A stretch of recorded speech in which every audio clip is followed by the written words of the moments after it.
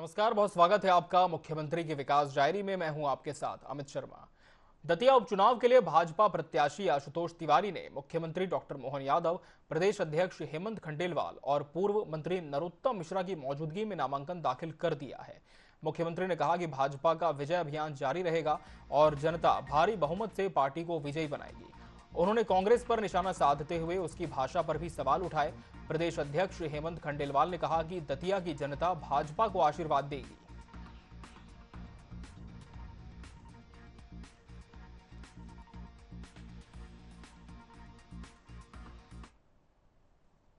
राजधानी भोपाल में MP take growth conclave 3.0 का शुभारंभ हो गया है। मुख्यमंत्री डॉक्टर मोहन यादव ने कार्यक्रम का उद्घाटन किया। साथ ही 178 करोड़ रुपए की लागत से तैयार 20 औद्योगिक इकाइयों का लोकार्पण किया गया। मध्य प्रदेश को देश का प्रमुख तकनीकी और औद्योगिक हब बनाने के उद्देश्य से आयोजित इस कॉन्क्लेव में देश विदेश के उद्योगपति, निवेशक और नीति विशेषज्ञ शामिल हुए हैं। इस दौरान निवेशकों को आवंटन पत्र भी सौंपे गए। मुख्यमंत्री ने कहा कि मध्य प्रदेश में लगातार निवेश बढ़ रहा है और जल्द ही भोपाल में अत्याधुनिक आईटी पार्क विकसित किया जाएगा।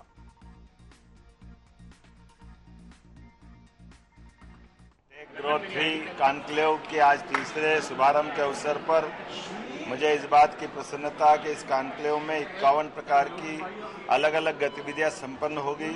इन गतिविधियों के माध्यम से लगभग 40,000 करोड़ के आसपास का निवेश और लगभग 35,000 रोजगार के अवसरों का एक मौका रहेगा।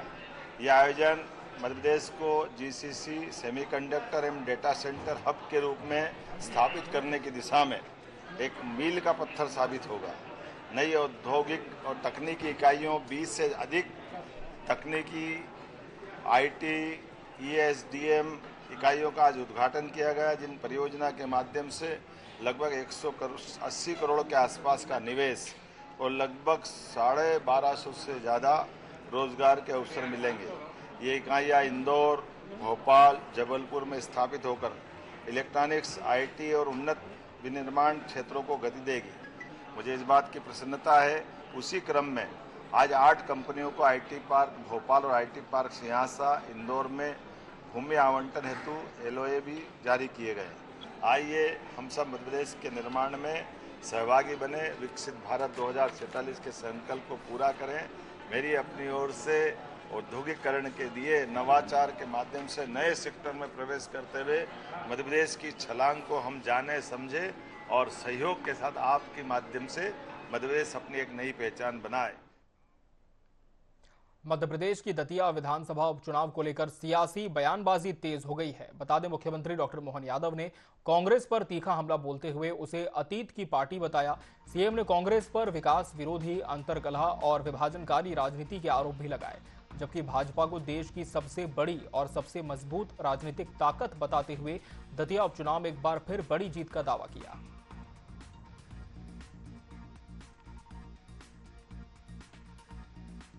कांग्रेस कब मौजूद नहीं रही देश में? कांग्रेस हर जगह मौजूद और हर जगह झाड़ू लगती रही।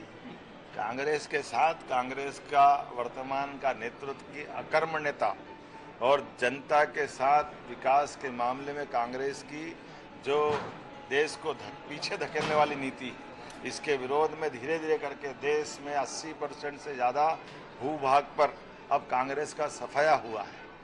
अब हम कांग्रेस को एक तरह से अतीत की पार्टी की तरह से देखने की तरफ पूरा देश लालायित होता दिखाई दे रहा है।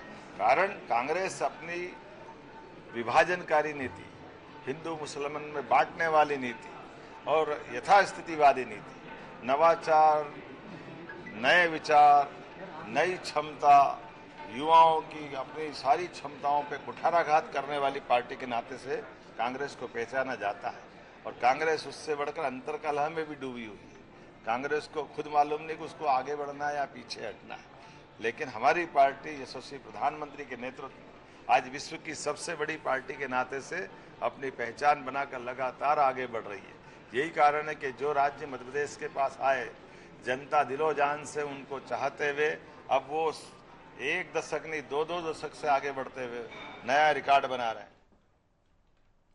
मुख्यमंत्री डॉक्टर मोहन यादव ने कोलंबिया के बुकारामांगा में आयोजित 56वीं इंटरनेशनल फिजिक्स ओलंपियाड 2026 में गोल्ड मेडल जीतने वाले युवाओं को बधाई देकर उनके उज्जवल और मंगलमय भविष्य की कामना की है। मुख्यमंत्री डॉक्टर मोहन यादव ने कहा कि हमारे युवाओं ने एक बार फिर अंतर्राष्ट्रीय मंच पर तिरंगा लहराकर पूरे प्रदेश को गौरवान्वित किया है।